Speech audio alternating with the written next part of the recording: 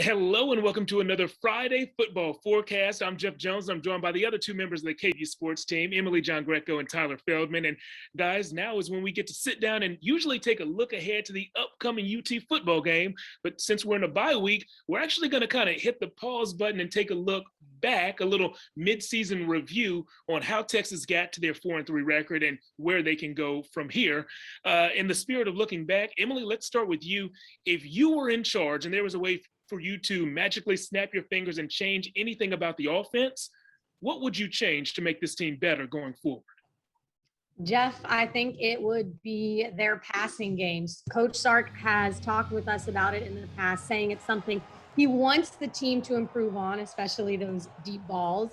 And Casey really hasn't been the same since his thumb injury. So something's got to change, whether it's maybe trying Hudson Card again to see, or just doing something different in practice, but they've got to improve on the passing game if they want to have success later this season. Texas ranks 7th out of 10 teams in the Big 12 in their passing offense, so definitely room for improvement. We've seen it click, but like you said, it needs to click again. Tyler, let's go to the other side of the football, defense. If you could change anything about the Longhorns D, what would it be? Jeff, you talk rankings. They rank 112th in the country in rushing defense. The Texas defense has been absolutely terrible at stopping the run. Opponents are averaging more than 200 rushing yards per game against the Longhorns. So you wonder how they're 4-3. Well, they just can't stop the run. So they really need to figure out different ways to stop the run. PK has to change something, either go to a 4-man front, put Josh Thompson at safety, which I heard he might be doing. They just need to figure something out. They also need to get healthy on defense because DeMarvion Overshown with that concussion, hopefully this bye week will give their best defensive player enough time to get healthy.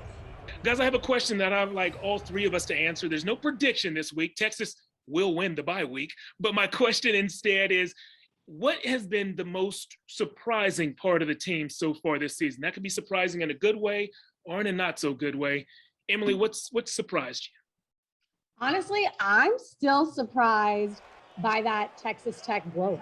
We've been waiting to see Texas play well for a few years now. They just haven't been the Texas standard, as the coaches love to say. They haven't been playing to the Texas standard for a while. So then when you see a game like that, you're like, okay. And it's early on in the season. You're like, okay, are we finally going to see it?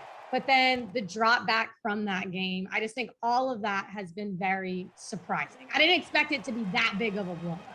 Tyler, what's caught you off guard?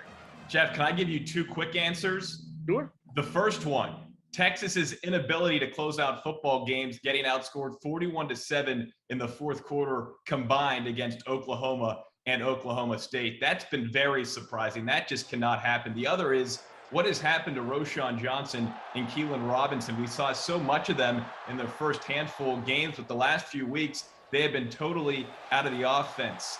It's just been Bijan Robinson. So I think you need to incorporate some more of those weapons. Those two guys can play. Where have they been? Keelan averaging over 7 yards per carry and over 12 yards per catch. We've also seen him make big plays on special teams. The guy can play, so the guy needs to be on the field. If you're asking me what's the most surprising thing to me, before the thumb injury, what surprised me was how good Casey was when he was good. He had a 3-game stretch where he threw for 11 touchdowns and only 2 interceptions and scored another one on the ground. When things were clicking for Casey, he was operating at a level that I just did not know he could operate at.